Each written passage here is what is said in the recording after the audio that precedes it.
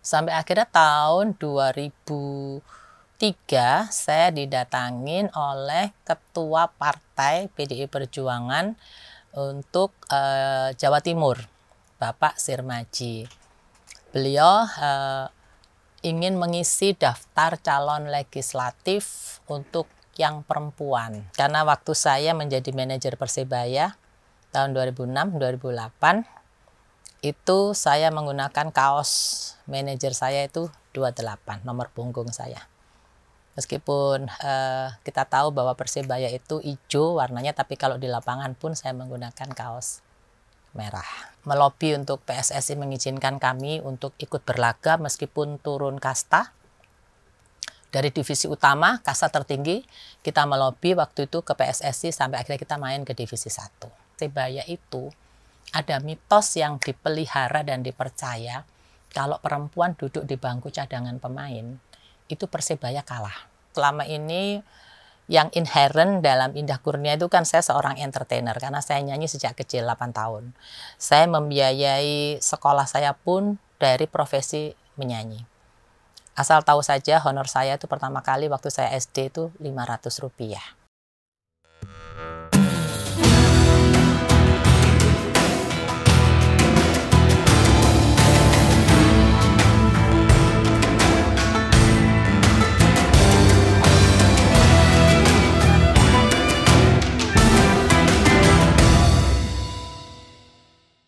Saya Indah Kurnia, fraksi tentu PDI Perjuangan, daerah pemilihan Jawa Timur 1, Surabaya dan Sidoarjo.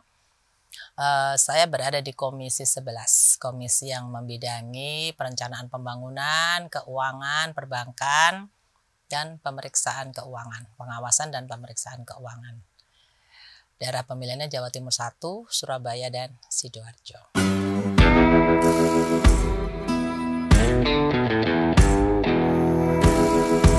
Oke, kalau saya itu sebenarnya memang seorang banker. Jadi saya mulai kuliah, mulai SMA pun saya sudah mempersiapkan diri untuk berkarir sebagai bankir.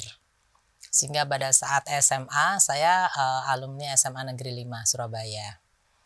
Saat itu saya waktu tes untuk IPA-nya cukup tinggi, matematikanya tinggi, saya ditempatkannya di IPA. Begitu hari kedua, saya yakin bahwa saya nantinya akan berkarir di perbankan. Saya langsung minta untuk pindah ke IPS, karena saya ingin mendapatkan pengetahuan, ilmu yang langsung berhubungan dengan perbankan, dan di SMA 5 itu ada, seperti waktu itu tata buku, hitung dagang, diajarin ngetik, dan lain sebagainya. Tahun 80-an ya, 79. Terus akhirnya hari ketiga saya pindah ke IPS.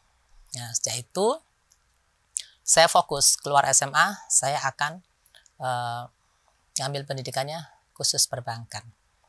Ternyata saya kuliah belum sampai selesai, saya ditawarin oleh sebuah bank swasta terbesar nasional untuk bergabung dengan bank tersebut, bank swasta nasional terbesar di Republik ini. Tahun 84 waktu itu, saya kuliah belum beres. Tapi hampir semua kawan-kawan menyarankan untuk take it. Karena kesempatan kan nggak datang 2 kali. Ntar kuliah selesai, belum tentu ada kesempatan untuk rekrut. Akhirnya saya masuklah. Karena waktu itu, sebut BCA ya, ingin mempopulerkan bank lewat seni dan olahraga. Maka di tahun itu yang direkrut itu para profesional. Baik, saya nyanyi. Jadi saya professional singer memang. Dari kecil saya menyanyi. Terus akhirnya waktu itu satu grup band saya masuk ke BCA. Terus dan juga atlet-atlet seperti volley, softball, pingpong, tenis, semua masuk, basket gitu. Itu masuk ke BCA semua. Jadi waktu itu BCA sangat populer. Kita pertandingan porseni apapun selalu kita yang leading. Dan segala acara BMPD, Perbanas apapun selalu band kami yang muncul dan saya sebagai lead vokalisnya. Jadi seneng deh waktu itu kita kerja di bank, bank besar yang nasabahnya banyak, masalahnya kompleks karena diantri orang banyak, jadi cukup praktek kerjanya itu langsung real gitu, langsung mendapatkan pengalaman. Di samping itu masih bisa menyalurkan hobi, yaitu kita dalam satu grup band yang namanya band BCA. Jadi hidup saya waktu itu sangat indah sekali, sesuai passion ingin di bank, tetap masih bisa menyalurkan hobi dan profesi saya. Akhirnya ya kita sangat diterima dengan baik di dunia Badan Musyawarah Perbankan Daerah maupun di setiap event di Surabaya dan sekitarnya selalu band kami, yang karena memang kami profesional band waktu itu. Jadi rasanya hidupnya waktu itu indah sekali ya, bekerja tapi tetap juga hobi dan profesi tetap digeluti secara bersama.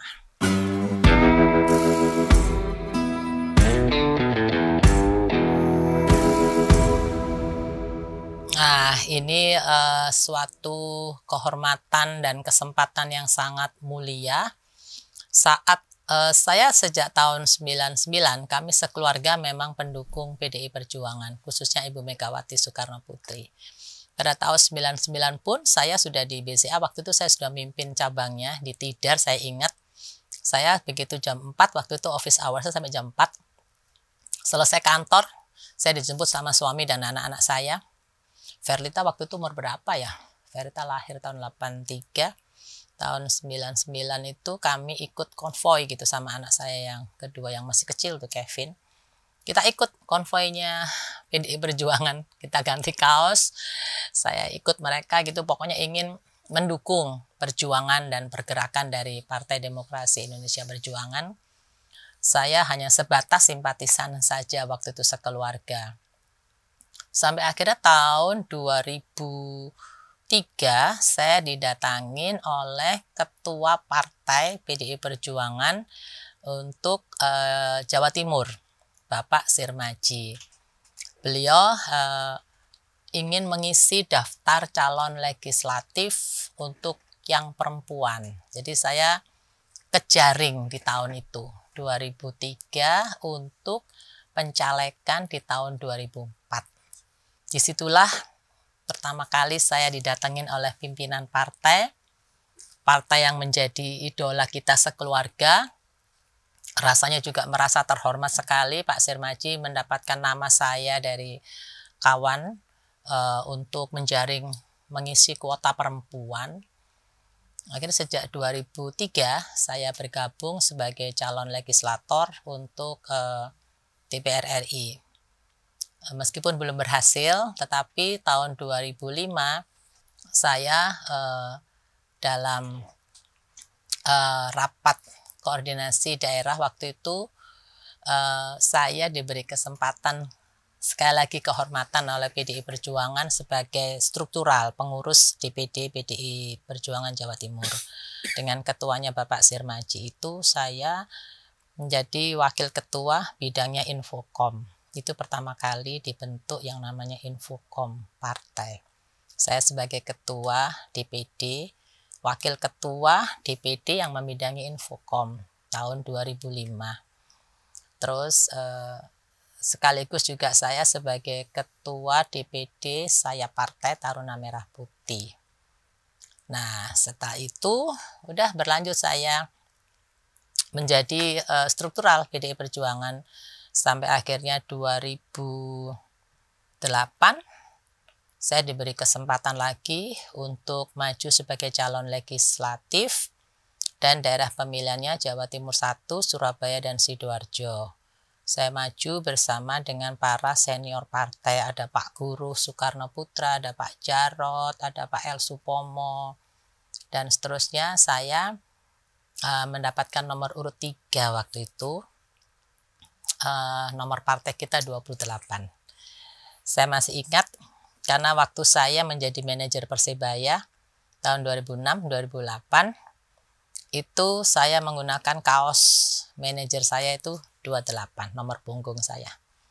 Meskipun kita tahu bahwa Persebaya itu hijau warnanya, tapi kalau di lapangan pun saya menggunakan kaos merah. Dengan nomor punggungnya NPG-nya 28, nomornya partai.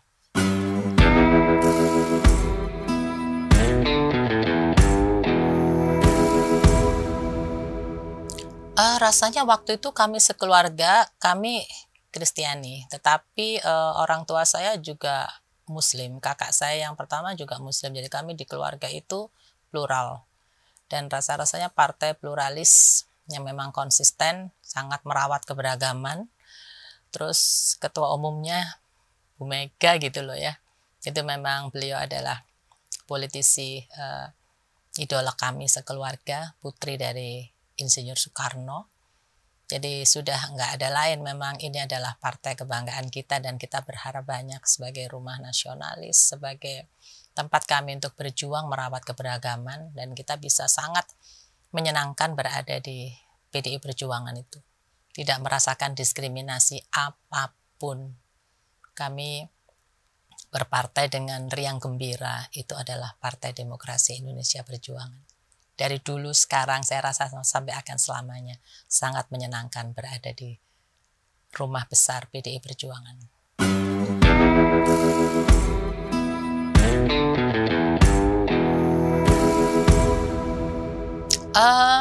Kalau dikatakan minoritas ya sebenarnya itu relatif ya. Minoritas itu ada pada mindset kita. Menurut saya setiap kali kita mampu mengaktualisasikan diri menggunakan seluruh pemikiran, hati, dan bahkan tenaga kita untuk bisa bersama-sama bergerak menjadi bagian dari PDI Perjuangan untuk merawat warga bangsa, saya rasa ya mungkin yang dikategorikan wong cilik adalah mereka yang butuh kekuatan, butuh dukungan karena tidak mampu melakukan tindakan khususnya secara ekonomi sendiri, perlu dibantu, perlu diperjuangkan, yaitu menjadi PR kita bersama. Jadi wong cilik adalah seluruh warga bangsa yang mayoritas memang semua hidup secara mungkin dikatakan kekurangan tidak, tetapi mungkin pas dan harus bekerja keras untuk mendapatkan itu semua, dan perlu advokasi atau pendampingan pada saat memperjuangkan keadilan atau kebutuhan mereka untuk memperjuangkan kesempatan untuk mengisi kemerdekaan. Itu mereka tidak memiliki channel atau tidak memiliki privilege, tidak memiliki cukup sumber daya, maka mungkin saja itu yang disebut wong cilik. Tapi sebenarnya mayoritas dari kita semua ini adalah wong cilik, termasuk saya, yang kita akan secara bersama-sama mempersembahkan kekuatan kita, cinta kita, hati kita, pikiran kita untuk berjuang bersama PDI Perjuangan untuk bangsa dan negara kesatuan Republik Indonesia yang kita cintai bersama ini.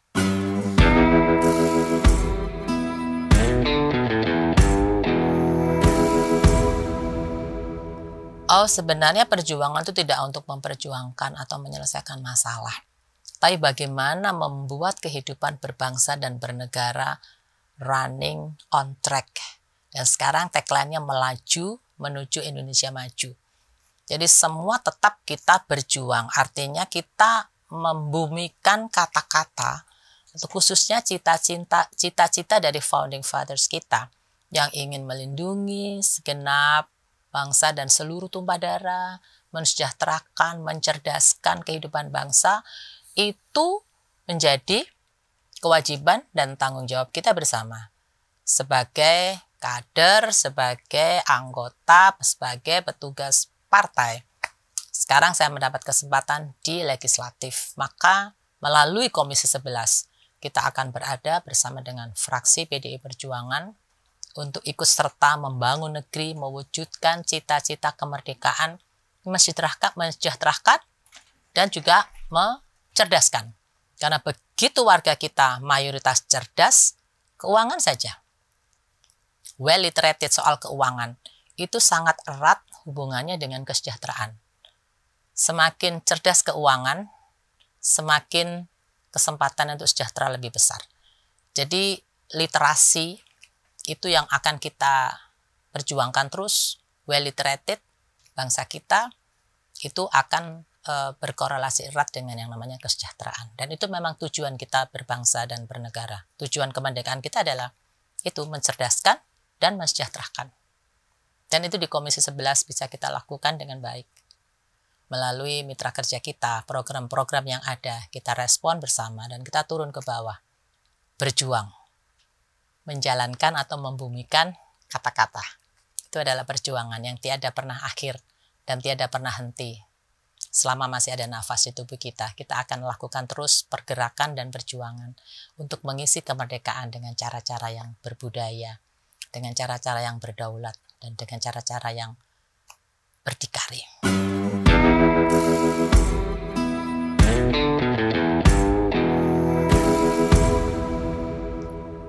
Oh, banyak sekali. Jadi saya selama ini yang inherent dalam Indah Kurnia itu kan saya seorang entertainer karena saya nyanyi sejak kecil 8 tahun. Saya membiayai sekolah saya pun dari profesi menyanyi. Asal tahu saja honor saya itu pertama kali waktu saya SD itu Rp500. Bisa dikonversi untuk apa uang Rp500 itu bagi seorang Indah Kurnia kecil? Kalau saya sekolah selama ini rumah saya dengan sekolah itu cukup dekat, tidak terlalu jauh. Saya sekolah di SDN Ambengan, SMP Negeri 1 Pacar, SMA Negeri 5 Kusuma Bangsa. Kompleks. Rumah saya Ambengan Batu. Itu semuanya sangat dekat. Nah, kalau waktu SD, kalau saya tiap hari jalan kaki bersama dengan tetangga dan teman-teman. Kalau hujan, saya baru naik becak. Waktu itu becak dari rumah ke sekolah hanya Rp25. Nah, jadi 500 itu bisa dikonversi untuk apa? Itu bisa kebayangkan. SMP honor saya Rp3.000 setiap kali nyanyi. Dan dalam 1 minggu saya bisa nyanyi lebih dari 1 kali.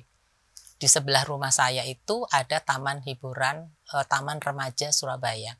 Tempat hiburan umum yang waktu itu sangat keren lah. Itu yang terbaik di Surabaya.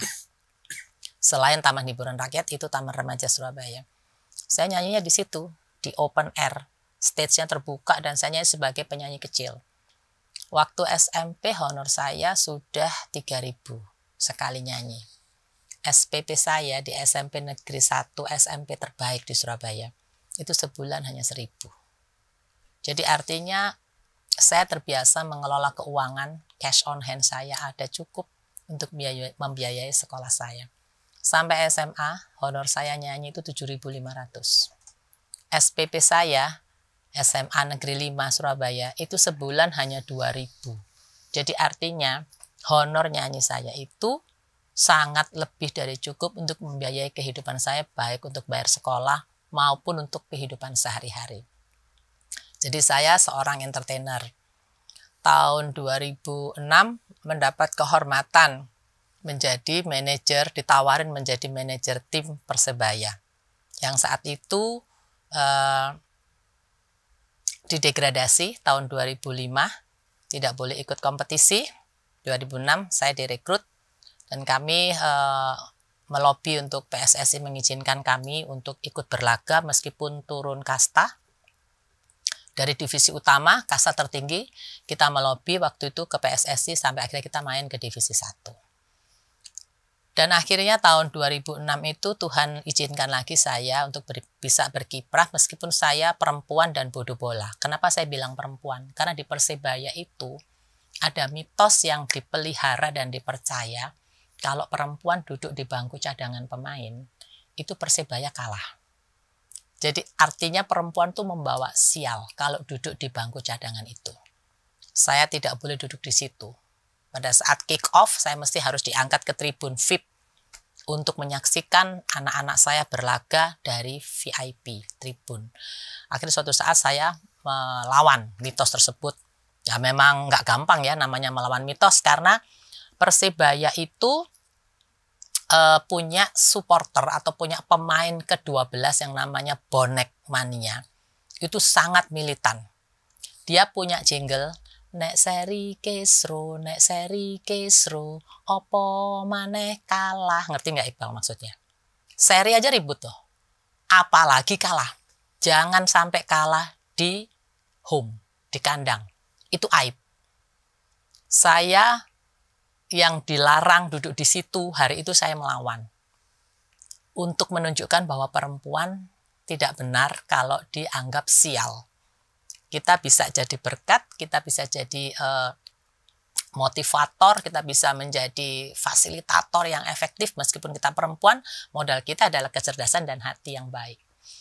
Dan kemudian akhirnya hari itu melawan Gresik United, saya masih ingat. Skor kita, saya pertandingan 45 menit kali 2, itu saya rasanya seperti menunggu bertahun-tahun pertandingan nggak berakhir karena saking nervousnya. Bagaimanapun juga saya takut kalau sampai kalah bener, maka itu akan ada istilahnya hujatan, dan karena saya sudah diperingatkan tidak boleh duduk di situ kan. Gitu. Akhirnya hari itu skornya 2-0 untuk Persibaya, bukan 3-1. Gawang kita sama sekali tidak kebobolan. Nah, sejak saat itu saya dianggap yang sosok yang mematahkan mitos yang telah dipelihara selama 79 tahun. Sejak tahun 27 sampai 2006 waktu itu. Ya, sejak saat itu saya tidak dilarang lagi duduk di bangku cadangan maupun di mobil pemain maupun di mes. Itu saya suka memeriksa anak-anak di tempat istirahat mereka, tempat makan dan lain sebagainya. Dan akhirnya 2006, yang tadinya 2005 degradasi, 2006 akhirnya Persibaya lolos 8 besar dan menjadi juara liga tahun 2006, dan itu saya dapat muri untuk itu. Sebagai perempuan yang berhasil membawa tim Persibaya juara Liga Nasional.